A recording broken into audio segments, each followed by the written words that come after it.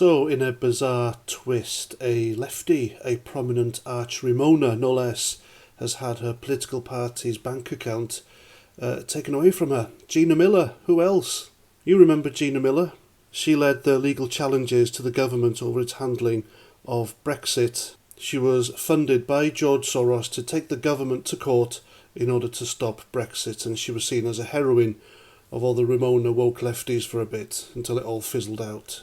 And I told you this would happen to everyone eventually, and there were the woke lefties telling us that the Nigel Farage debanking story was a non-story. Why should we all be worried about Nigel Farage? And this is exactly why. And like I said, if they can go for someone as prominent and as wealthy as Nigel Farage, they can do it to anyone. So they started with the conservative right, and now they're moving on to the left.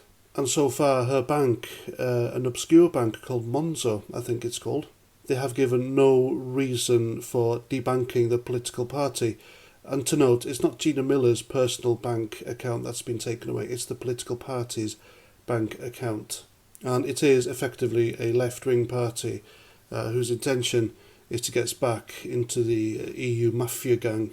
So I wonder what the lefties are all going to say about this. One of their own has been debanked, and they were all whooping and shrieking with joy, jumping up and down, wetting their little knickknacks, because Nigel Farage could no longer have a bank account. So will they do the same for Gina Miller? Of course, I don't agree with this. I think everyone should have a bank account. And to take it away for having a political opinion is just stupid, wrong and childish, as well as being utterly sinister. And no, I don't like Gina Miller because of her politics. And if her political party is failing, then good. But she shouldn't have her bank account closed down, neither should her political party. It wasn't an extreme party, but it would be really interesting to find out if she does do a Nigel Farage and get an access request for all the information telling her why that business account for her party was closed down. And Gina Miller responded to all this by saying, and I quote, "The difficulty in accessing banking facilities was a problem. The government has to step in.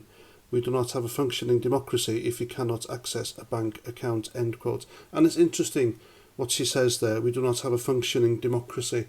Well, she fought against democracy, if you remember. She was paid by a foreign multi-billionaire to try and stop the will of the people, the democratic vote back in 2016, the Brexit vote to leave the EU. Now, all of a sudden, she's had her bank account taken away. It's not democratic. Well, go figure.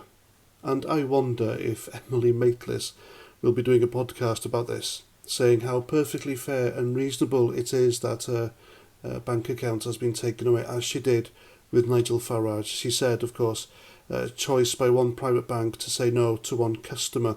The power of the populist is to somehow turn utter entitlement into victimhood. Now, I wonder if she'll say exactly the same thing about Gina Miller, but I doubt it. She's one of them, isn't she? And there we go, that's my video, that's what I think. Please let me know what you think in the comments, and until the next time, Roger Trout.